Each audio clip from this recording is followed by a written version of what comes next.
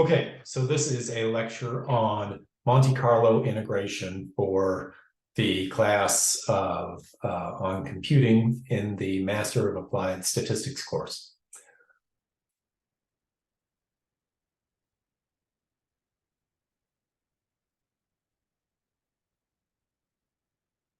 Okay, so what we are doing is Monte Carlo integration. And so the problem that we want to tackle is this one here. We want to integrate some function on a defined interval from a to b. And so you should have a picture of this. We've got some function, and the integral, of course, is the area under the curve defined by this function, starting at x equals a and ending at x equals b. And so you probably, if you've taken a calculus class, you say, gee, I know how to do that. The way to take an integral is to take the antiderivative, find a function whose derivative is this f of x, evaluate it at the upper limit, evaluate it at the lower limit, and subtract those two. And in calculus, you did this for bunches and bunches of functions, and so you might get the impression that you can do this for any function. And in fact, that's not true.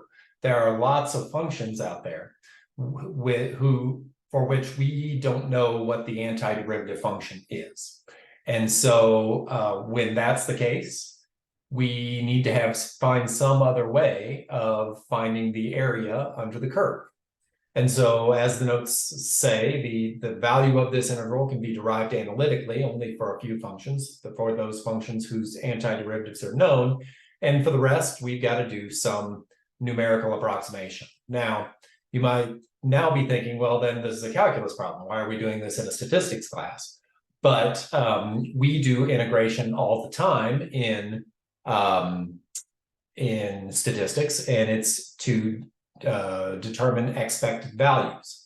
So if we start with a random variable that has a PDF f, then the expected value of g of x, some other function of this random variable, is the integral of this g of x times the PDF. Now, if g is just the identical function, if we just want to find the expected value of x, this g of x just gets replaced with x, and you have the usual expected value of the random variable, but we can find expected values of functions of the random variable. For instance, the variance can be written this way. It would be x minus mu squared.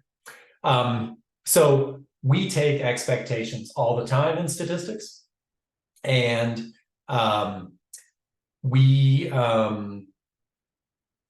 so there are lots of functions which we can't do the integral in closed form, and so that's what the goal is here. How do we evaluate an integral when we can't take an antiderivative? Okay. And keep in mind, even though we're talking about the expected value here, we're talking about the expected value, that's not a random quantity. The x is random, but it has a true expected value. Okay. So you are probably familiar with one approach to approximating an integral, and that's numerical integration. In fact, this may have been how integration was first developed for you back in calculus class. And so the idea is here's the quantity we want to estimate. It's the true area under this curve f. And so what you might have done early on in your calculus class is broken that interval into some number of subintervals, found and then approximated the area under the curve with some rectangles. And so the height of the rectangle is f of c, some c in the interval, and then the width of the rectangle is xi minus xi minus 1, so just that width there. You multiply height times width, you get the area of the rectangle, and then you add them up. This approximation, of course, gets better as n gets large. So instead of having 4 rectangles here, if I have 8 rectangles, they become narrower and they more closely mimic the area under the curve. And so you're probably familiar with numerical integration. And all this is saying down here is that the approximation gets better as the number of intervals gets larger. So that's what is being shown in this slide here. We have this curve. We want to find the area under it, starting at A and ending at B. And we can break it into these 1, 2, 3, 4 subintervals given in blue. But if we break it into smaller subpartitions, we'll get better and better and better approximations. This is what I've shown is just rectangles. You can use left-hand rule, you can use right-hand rule, or you can use midpoint. You can also do trapezoidal rule, which you can show gives a better approximation than a rectangular rule. But all of those are basically variations on deterministic integration, deterministic numerical integration. Now, as is said here on this slide, deterministic numerical integration has no random component. So if I use the same partition, the same rule for finding the height of the rectangles, I'm going to get the same number over and over and over again. And we can improve the estimate by using smaller intervals, but there's nothing random about it. Importantly, we are still getting an estimate. Even though it's not random, we're not exactly calculating the area under the curve, we're calculating the area under those rectangles. So numerical integration only approximates the value of the integral. There are ways to bound the error. So once you get a number for that integral, there's a way of saying, well, I know the true value is between this lower bound and this upper bound. And we're not going to discuss those error estimates in deterministic. But the point I want to make is that the numerical integration that you're familiar with is a perfectly reasonable way of approaching this. It's deterministic, it's not random. And what we're going to do with Monte Carlo integration is a different method. And Monte Carlo integration is going to be random. So if we do Monte Carlo integration once with 1,000 draws, which we'll understand what that means here in just a second, and we do it again with 1,000 draws, we'll get different numbers. But the number, as our number of draws increases, we're going to get a more and more precise estimate of the integral. Okay, so let's talk about Monte Carlo integration. So here is our goal. We are trying to approximate this function g of x starting at the area under the curve given by g of x on the interval from a to b. What we're going to do is we're going to let f be a density with support on a to b that I can draw from. So I can rewrite this integral that I want to evaluate, the integral of g from a to b. I can rewrite it this way, where I've divided by f of x and I've multiplied by f of x.